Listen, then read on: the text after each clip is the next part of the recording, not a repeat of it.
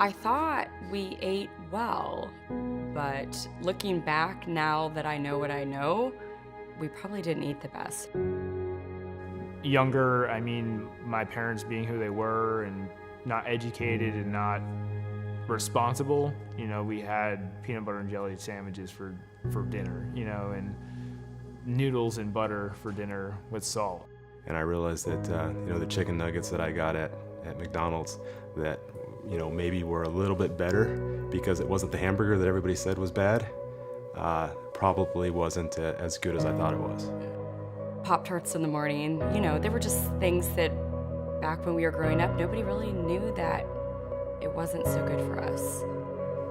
No thinking of what this is going to do to your body ever. In their eyes, it was, I'm putting food in my children's mouth to feed them and to make them full. There was no, why am I putting this into my kid's body? What's going to happen when I put this in my kid's body? And you have to ask yourself, if everybody as a brother, sister, daughter, son, what would you do? What would you say to improve their life?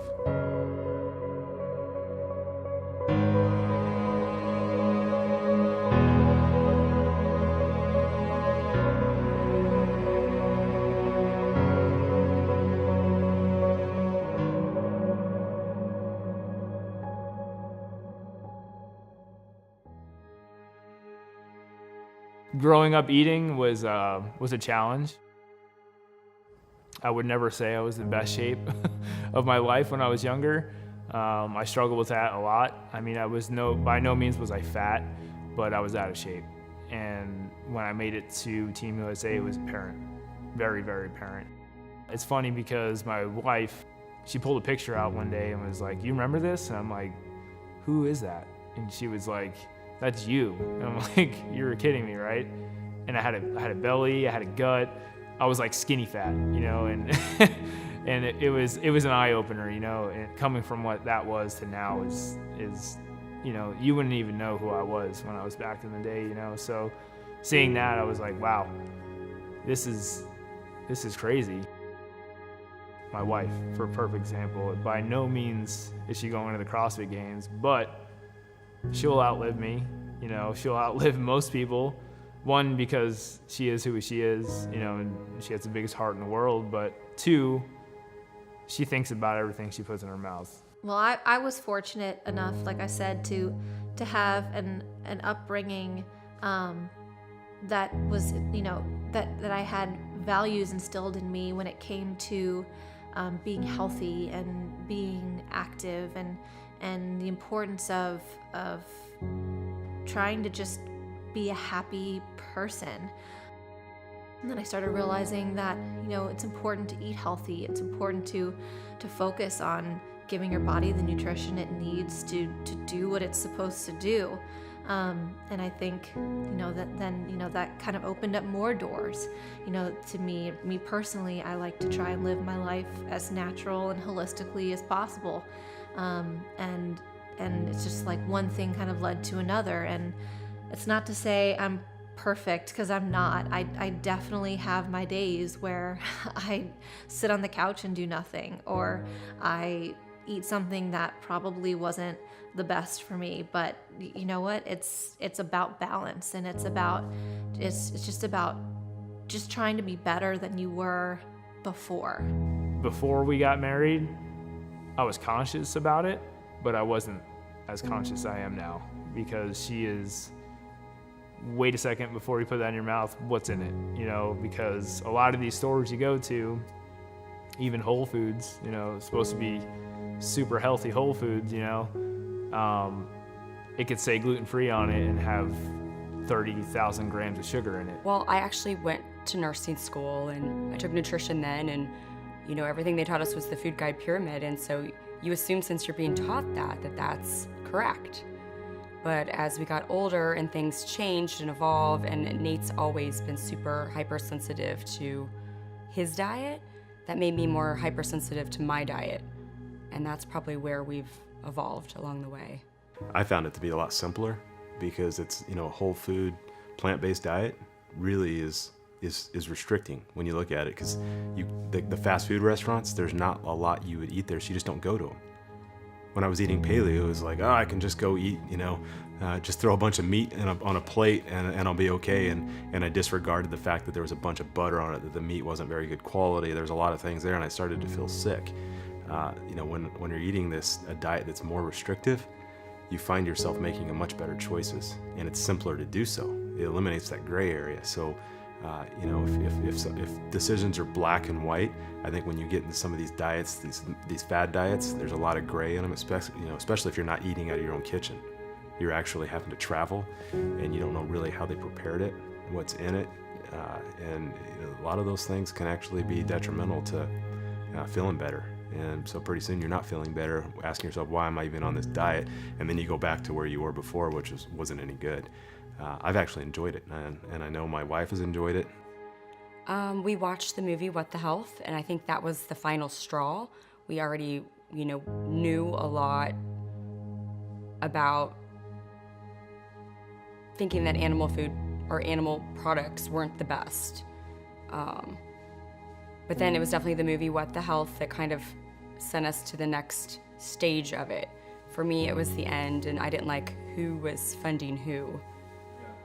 And that was kind of what pushed me over the edge, and we figured we'd give it a try as a family. Well, I've noticed with the kids, as they've eaten different and their friends are inquiring how they're eating, it kind of just sparks a lot of excitement when they explain why they're doing what they're doing, and that they're trying to be better and just put more nutrients in their body and not eat fast food anymore.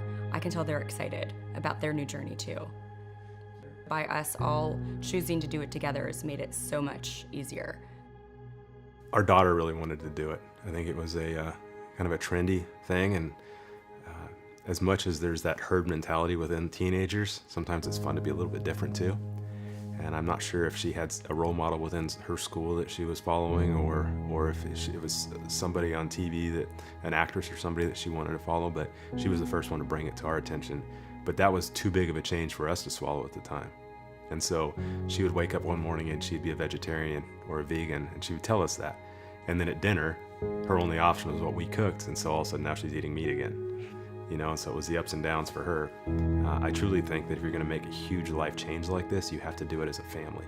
Not that we're forcing that on our kids, certainly not, but the parents have to be the ones that are actually eating healthy, buying healthy foods, because if not, your kids, they don't stand a chance.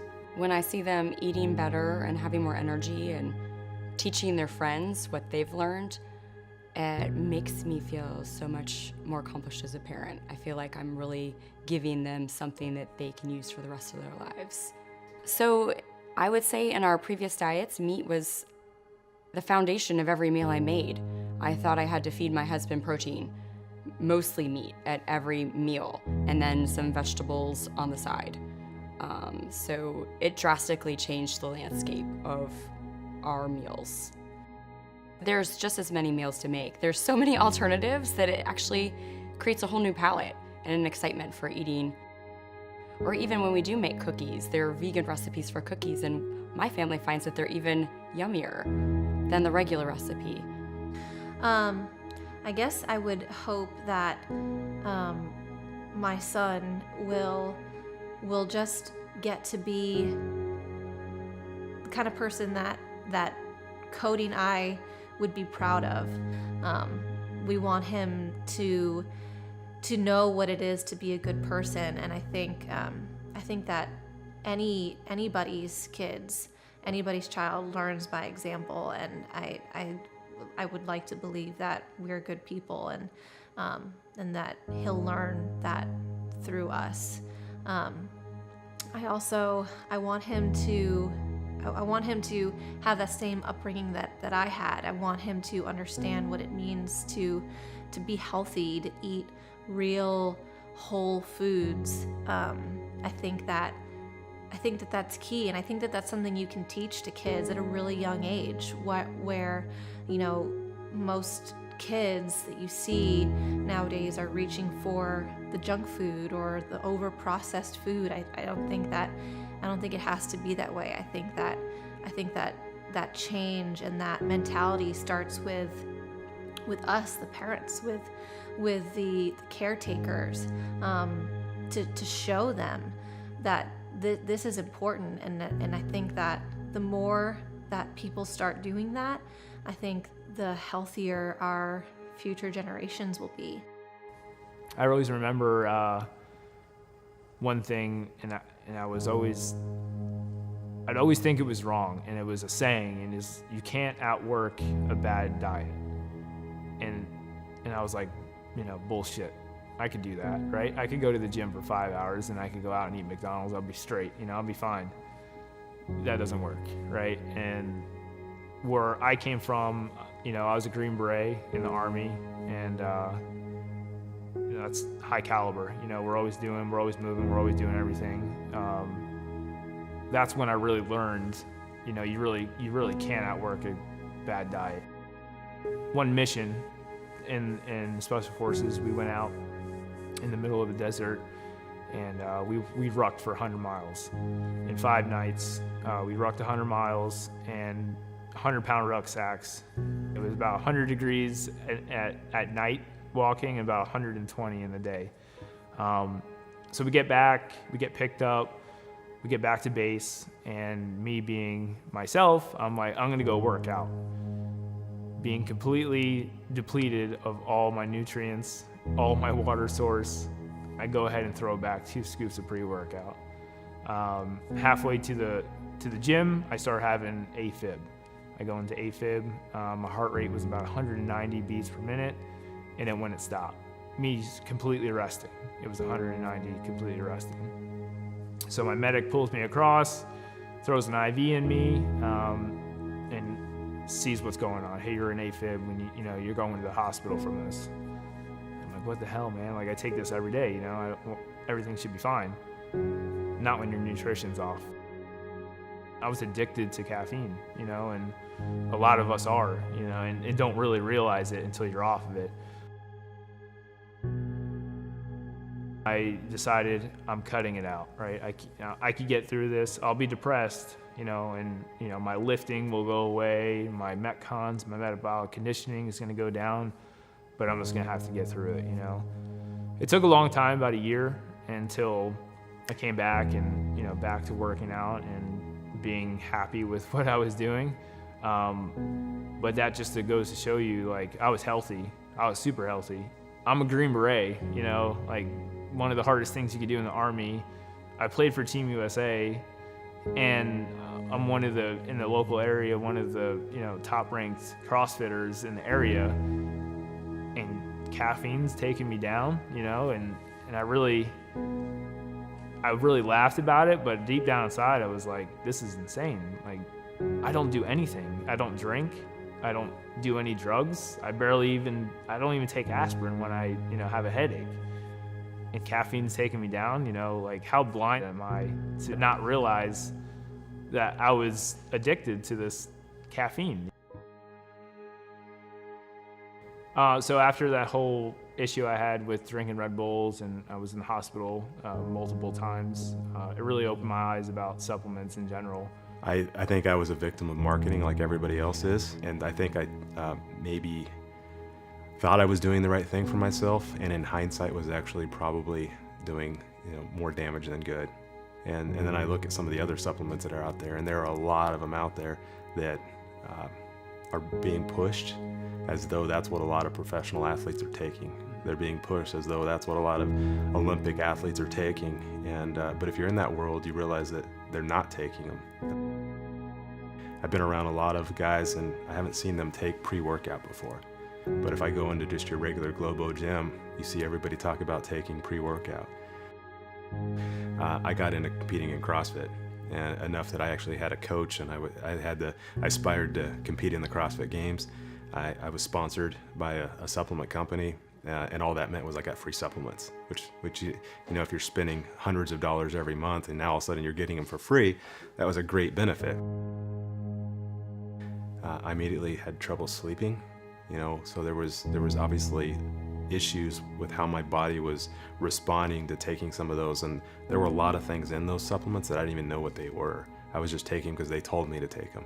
It was going to benefit their company for me to represent that, not because it was in the best interest of me. I was very anxious all the time, you know, and I just didn't have a clear head. Whatever I did, I didn't have a clear head. And then, you know, the other side of that, now a year, 2 years later, it's like night and day, you know, like clear head. I don't ever have anxiety, you know, and I think that's one of the biggest things of the military by itself is that anxiety. You know, we stay up on caffeine, like that is our job, you know, and it's clear, like everything's clear now. So I quickly, once I realized that I was having trouble sleeping, things were happening to my body that I wasn't used to, I quit taking them and I started feeling better. I get asked all the time, actually, even to this day. I'll be at the ballpark with my kids and one of the other fathers will come up to me and say, hey, is there a good powder or something I can get my kid to make them perform a little bit better? And you see, I saw it when I was at the Air Force Academy coaching there. I see it when I'm out in the field with the guys. And everybody's looking for a little bit of a shortcut. You know, what can I do that it's as simple as just going to one of these GNC type places, buying something, and now all of a sudden they're going to perform better and they're going to feel better. I don't believe that there's a magic drug out there like that. You know, just because it's approved by the FDA doesn't mean it's okay. You know, it doesn't mean that I could have unlimited amounts of this, right? Having a cup of coffee is a different caffeine than having a Red Bull. So I looked at this and I've told everybody that me eating vegan has been an experiment, and I'm just going to see what comes of it. I did all my blood testing beforehand. I did a lot of testing physically to see, you know, where I was at as a benchmark. And at some point down the road, I'll do that all again and see if I've increased or decreased. I would be willing to bet that I've increased, though. Increase in a good way in all those markers. I had a lot of friends come to me because I posted on social media that we were getting rid of all of our meat, and it was a big picture of a box with bacon and meat and all the lunch meats and everything that we had, and we just took them over to a friend's house and gave them away.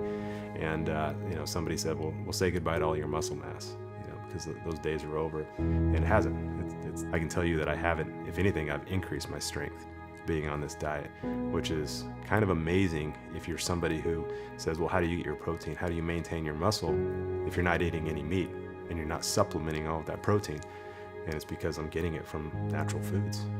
I only could go off of my own accounts about everything, you know, about the sugar, about the caffeine, about all this. I will tell you, though, is I pushed myself through everything. You know, I didn't get my Green Beret by, you know, walking through the woods once, you know, or not sleeping for 4 days, or getting tortured and beat, you know. Like, we've pushed ourselves. So if you're going to see anybody who would actually know, you know, what these supplements can do or don't do, it would, you know, it would be us, you know, like really take it from us. Yeah, I've been there, you know, I pushed myself and I didn't need it. I could have probably done way better without it. So. Being different is what allows for evolution, or allows for growth, allows for success. It's the same thing we're going after at GSI, is that, and something we're very proud of, is that we are different. And we want everybody in GSI to understand that it's okay to be different. Different is great. And that's what we really want you to take from this video, is that to be great, you need to actually have the courage and the discipline to be different. And if you do that, you'll actually create a life that you're really proud of. I would definitely say give it a month and a half.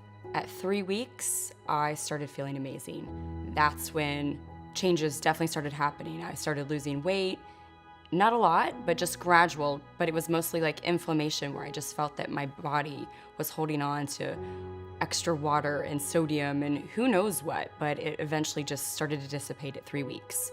So then you have to give yourself at least, you know, 3 weeks or 4 more weeks to see how you go from there. I think anything can happen with a small change.